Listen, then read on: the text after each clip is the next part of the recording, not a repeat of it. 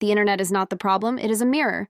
The way we use the internet today says less about technology and more about us, about the ideologies we have internalized.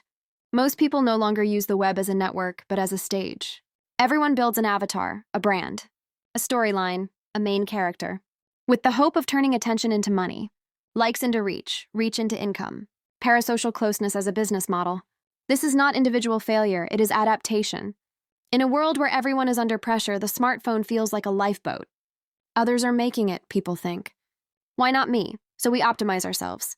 Sell personality, sharpen opinions, emotionalize content, everything to survive the algorithm.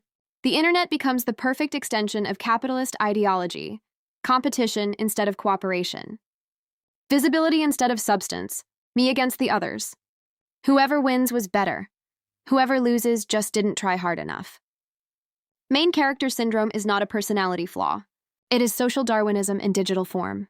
But that was never the original idea of the internet. The internet could have been, and still could be, a collective nervous system. A place where knowledge matters more than identity. Content more than ego. Contribution more than brand. There were spaces where this already existed. Forums, knowledge platforms, communities. Many people wrote under the same name, anonymous. Not because they had nothing to say, but because who said something didn't matter. What mattered was what was said. No main character, no personal branding, just exchange. That was radical.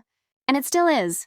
A network where people meet on equal footing, not as influencers and audiences, but as nodes in the same web.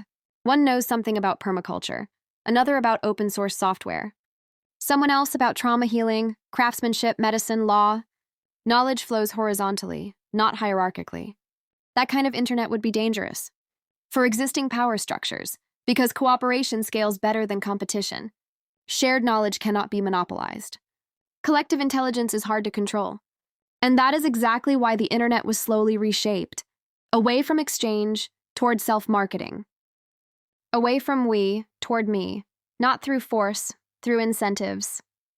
Today, algorithms reward not what is most useful, but what is loudest. Not what is smartest, but what is most emotional.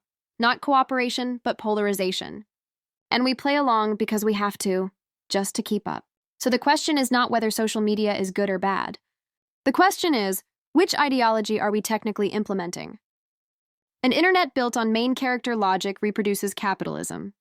An internet built on anonymity, exchange, and mutual empowerment undermines it. Maybe the next revolution won't come from new platforms, but from new ways of using them. Less brand, more network, less performance, more contribution. Less me, more connection. The internet can remain a mirror, or it can become a tool. The technology is already here. The only question is which image of humanity we choose to scale. We united are the game changers.